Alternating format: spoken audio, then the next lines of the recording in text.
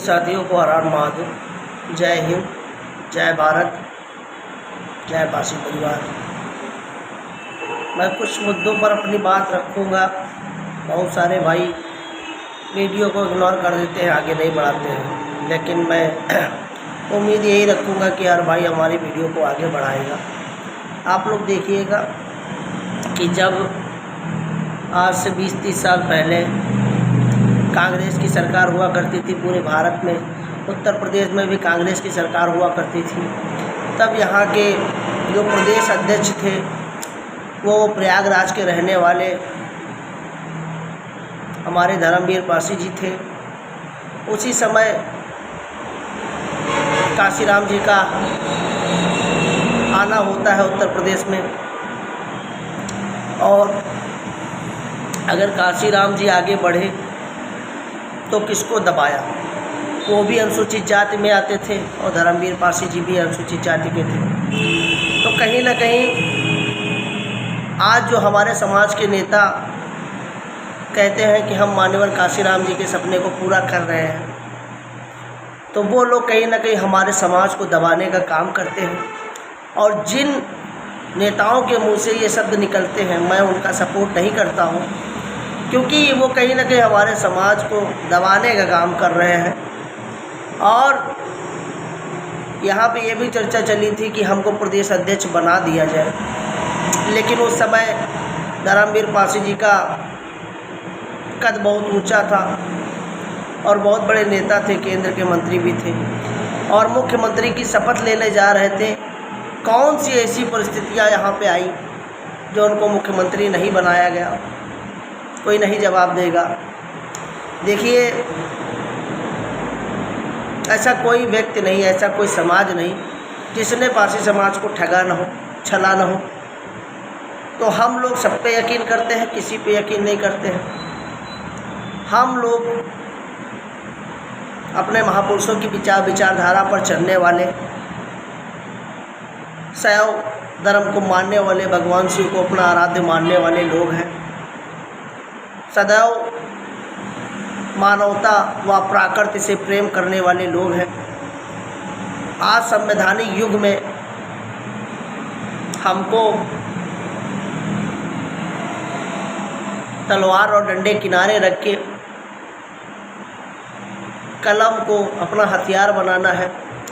शिक्षित होके और संगठित होके बड़े बड़े आंदोलन करके एकत्रित होके अपने अधिकारों को लेना है और आर्थिक मजबूत होना है। और पुनः संवैधानिक युग में किस तरीके से हमारे के लिए हमारी धरोहरें वापस हों, हमको उस मुद्दे पर फोकस करना है। और देखिए, समाज में एक बड़ी एकता बनाइए। ज़रूरी नहीं कि सब लोग चुनाव लड़े, समाज में एक एकता बनाइए। समाज से उस इंसान को संवैधानिक पद पे भेजिए जो यहाँ पे समाज में बैठ के पहले कसम खाए कि मैं समाज के कसम खाता हूँ कि समाज के प्रति व समाज के इतिहास के प्रति हर संभव कार्य करूँगा। संसद में बैठ के, विधानसभा में बैठ के जितना हो पाएगा मैं अपने समाज को आर्थिक मजबूत करूँगा और अपने गरीब लोगों को, अपने गरीब परिवारों को शिक्षा के लिए, स्वास्थ्य के लिए मदद करूँगा। ऐसे लोगों को अपने कबीलों में बैठा के शपथ ले के उनको विधानसभा, लोकसभा में भेजने का काम करें। ऐसे कोई भी आएगा समाज की वोट लेके चला जाएगा और बाद में मुकर जाते हैं।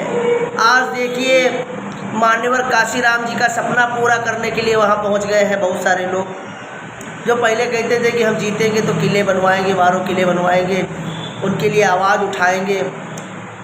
इतने वर्ष बीत गए, लेकिन किसी ने एक महाराजा लाखन पासी जी की मूर्ति तक नहीं लगवाई लखनऊ शहर में। इतने वर्ष बीत गए।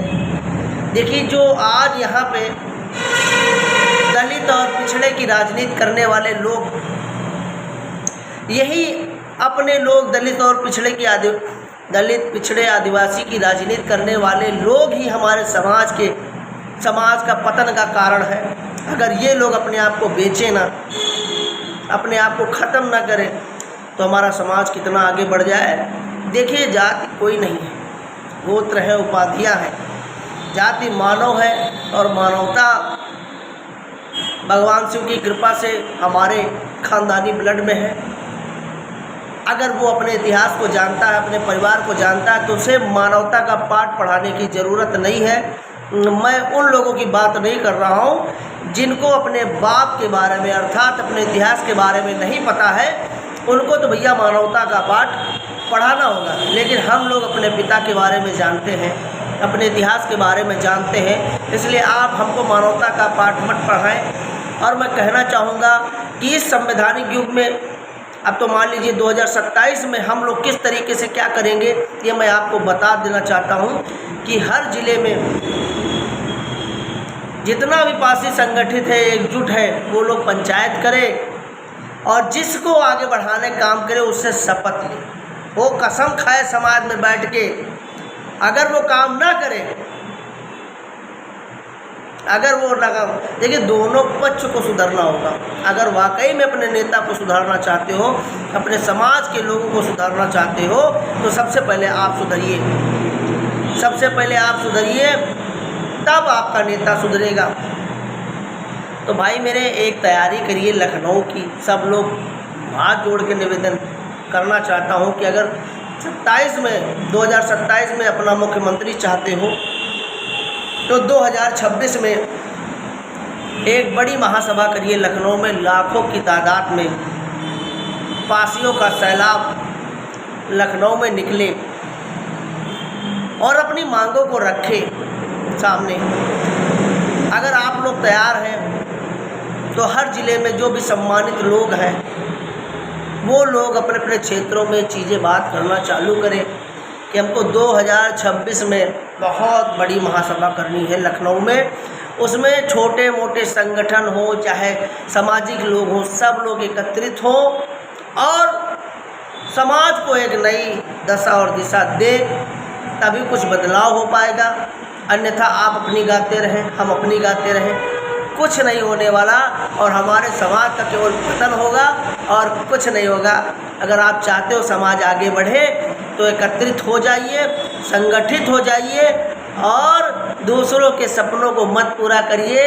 कृपया करके हमारे कुल में इतने सूरवीर पैदा हुए जिन्होंने अपने प्राणों की आहुति हंसते हंसते दे दी। चाहे क्रांतिकारी शहीद छेदा पासी हो, चाहे शहीद छोटू पासी हो, चाहे शहीद वीरांगना उगदा देवी पासी हो, चाहे शहीद जगलाल चौधरी जी हो, ऐसे बहुत सारे नाम हैं, ऐसे बहुत सारे नाम, चाहे शहीद छोटू पासी हो।